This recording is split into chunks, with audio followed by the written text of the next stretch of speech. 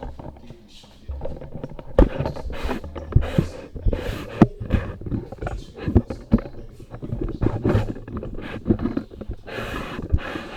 bon, vraiment, changer d'administration, oui, bien sûr, par moment, vous me demandez, est-ce qu'il faut, surtout à certains moments,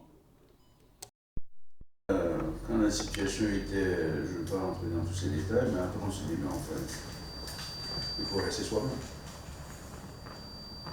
C'est ainsi que je n'ai pas voulu vraiment bouger, quand bien même par moment j'avais toutes les raisons de bouger, parce que cette carrière n'a pas été aussi un long.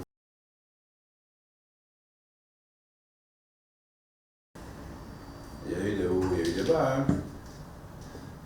Beaucoup de bas, hein. Mais enfin, je me dis, mais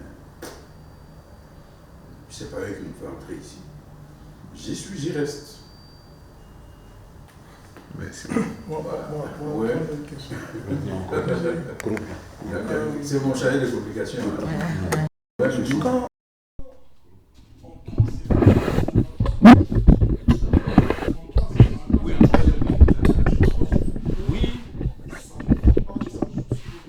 oui. Ça, normalement, à ce stade-là, il y a des vies qui sont arrêtées. Oui. Il y en a qui perdent tout à ce stade. Oui. Mais vous avez le repos. Oui. Qui vous renvoie oui. à faire le concours de gendarmerie. Oui. Et même quand vous vous rattrapez là-bas encore, oui. vous ne laissez pas les études passer l'examen jusqu'à aller au bac.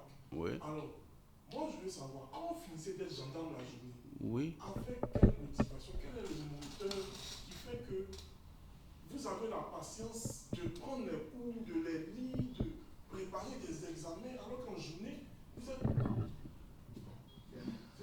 La motivation. Bon,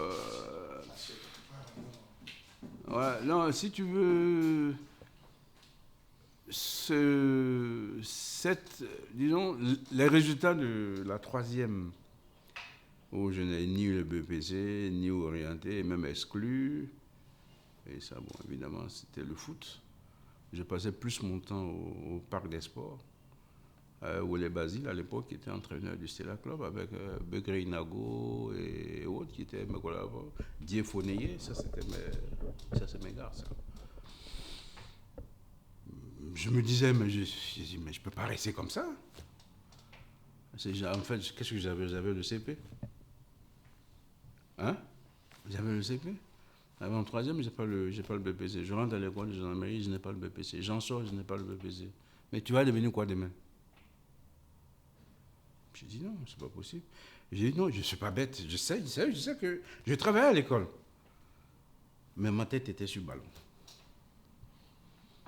Donc, une fois que j'ai fini ça, je passe l'école de gendarmerie parce que je n'avais pas de chômeur. J'étais à Abidjan chez un tuteur ici. Il n'y a pas de chômeur quand même chez les gens. Donc, je rentre à l'école, je fais ma formation et je voulais devenir officier. Donc, je dis, mais pour ça, il faut que j'ai le bac. Donc, tous les soirs, à 18h, je prends ma mobilette, je m'en vais au cours du soir, je rentre à 21h, je fais ma seconde C, ma première, ma terminale, j'ai eu le bac.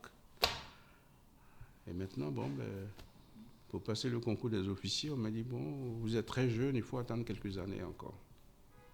Je dis, bon, quelques années. Et si j'en mettais un profit pour aller faire des études supérieures, c'est pas mieux comme ça.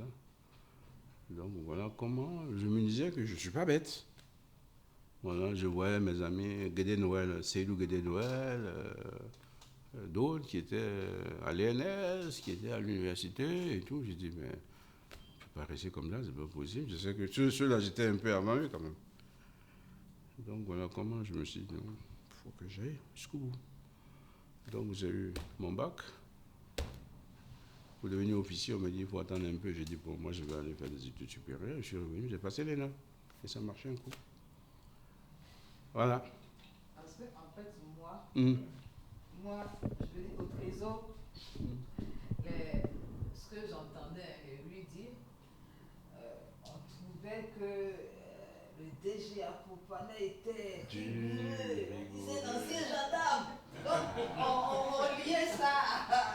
Voilà, c'est l'ancien gendarme. Je suis au Donc, frère. voilà, il était sa rigueur. Ouais. Mais les gens ne savent pas qu'après ça, il y a eu un parcours derrière. Parce que cela, c'est important qu'on ait ces éléments pour qu'ils sachent